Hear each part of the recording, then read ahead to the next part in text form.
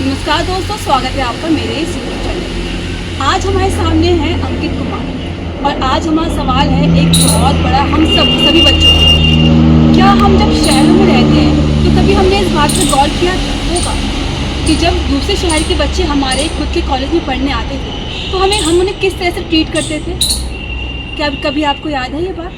अगर आपको ये बात नहीं याद है तो इससे एक बहुत बड़ा सवाल जुड़ा हुआ है कि उन लोगों को क्या क्या तकलीफ़ होती है जब वो इस हमारे राज्य जैसे दिल्ली जैसे बड़े शहर में आते हैं। तो इन्हीं सवालों के साथ मैं आज यहाँ पे मौजूद हूँ और इन सवालों को मैं कुछ अपने नए जो स्टूडेंट हैं अंकित कुमार को, जिन्होंने खुद इन तकलीफ़ों को झेला है, उनसे कुछ सवाल पूछना चाहूँगी। तो अंकित कुमार, आपका स्वागत है मेरे यूट्यूब चैनल में।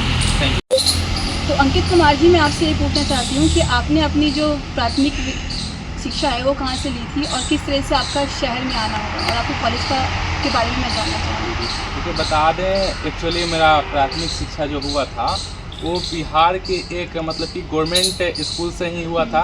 पर स्टार्टिंग का 8वीं तक का पढ़ाई मेरा CBSE माध्यम से हुआ था। उसके बाद मेरा स्टेट बोर्ड में ही, जो कि बिहार बोर्ड में होता है, उसमें ही हुआ था मेरा। फिर आफ्टर 10th मैं डिप्लोमा के लिए फर्दर एजुकेशन के लिए गया। वहाँ पे मैं डिप्लोमा किया था, फिर 3 ईयर का डिप्लोमा हुआ।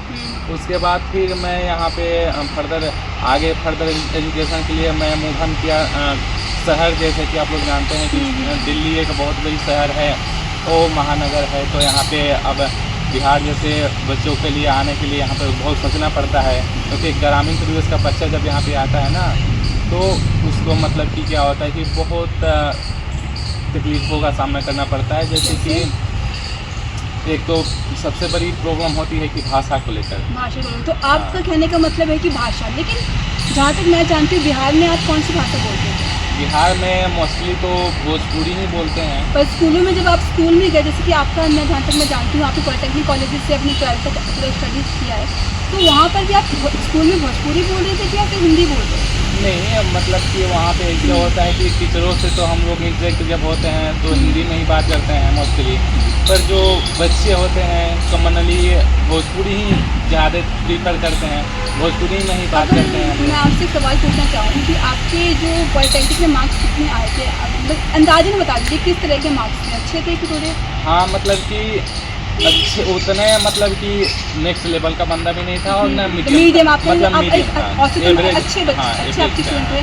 तो आप जब यहाँ पे आए जैसे गांव से शहर में, तो एक आप मुझे से बता सकते हैं कि आपको सबसे बड़ी तकलीफ़ क्या आपको महसूस हुई यहाँ पे कॉलेजेस में आके?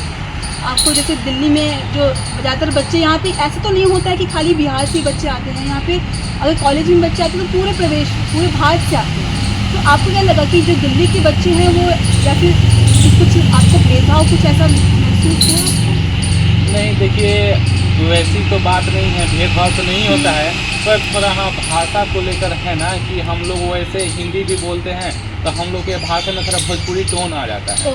हाँ, तो इस वजह से मतलब कि लोग जज करते हैं कि भाई तुम बिहार से हो क्या, तो मतलब कि हाँ लगता है कि भाई मतलब कि कैसे पहचान गया भाई। तो ये सिर्फ आपके साथ ही होता है, बिहार के बच्चों के साथ में होता है, या फिर जो अन्य राज्य के और बच्चे आते हैं उनके साथ भी ये सब जो भेदभाव आप कह रहे हैं मुझे, वो सब उनके साथ भी होता है? देखिए, उसको भेदभाव तो नहीं बोला जा सकता है। भेदभाव नहीं, लेकिन एक तरह से जो बच्चे टॉन्ट करते हैं तो वो उस वे में आप उसे देखते हैं, तो आप उस बारे में क्या कहना चाहेंगे? देखिए, देखा जाए ना तो मतलब और जैसे हो गए झारखंड के बच्चे हो गए, मतलब कि जैसे बिहार हो गए और हरियाणा के बच्चे हो गए, तो हरियाणा वाले बच्चों का हरियाणवी टोन आ जाता है।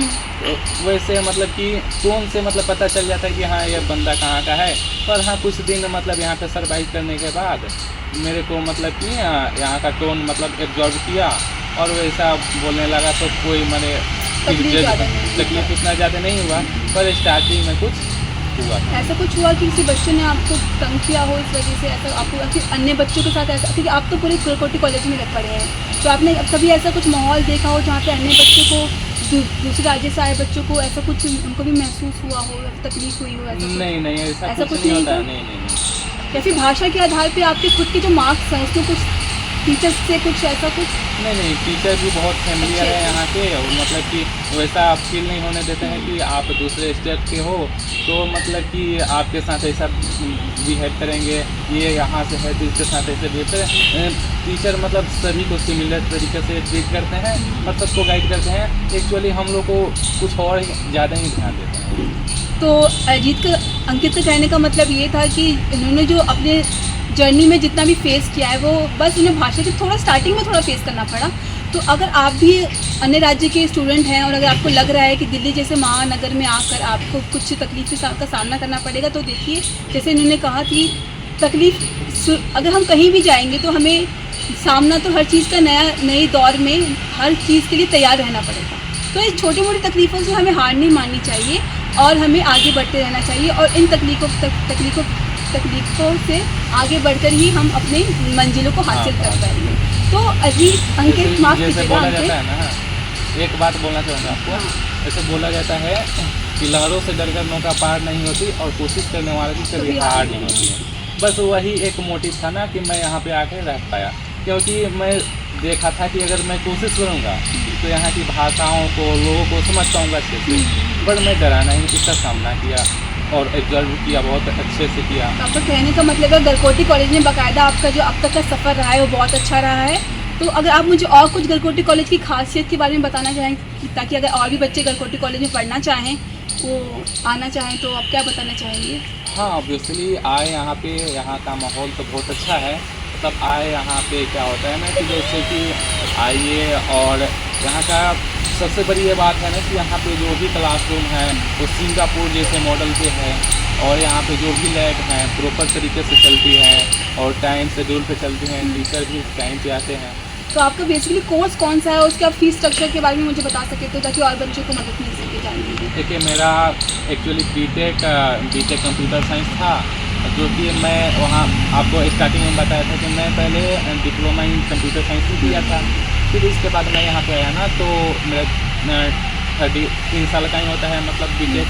तो मैं लेटरल एंट्री के थ्रू आया था, तो 3 साल का मेरा फी हुआ था 5 लाख एंड 7,000 है, यानी कि 1 ईयर का फी हुआ मेरा 170 के प्लस।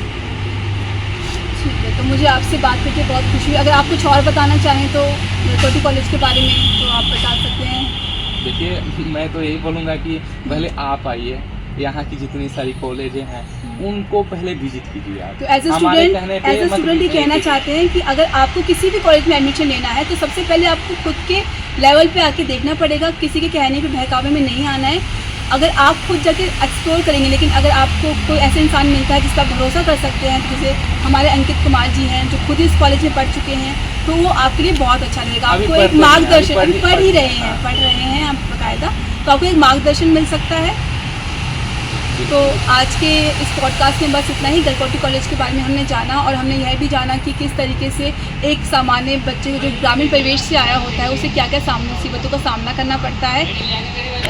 तो इस पॉडकास्ट में फिलहाल इतना ही। अगर आपको ये पॉडकास्ट अच्छा लगा हो तो इसे प्लीज़ ज़रूर लाइक कीजिएगा और सब्सक्राइब कीजिएगा। धन्यवाद।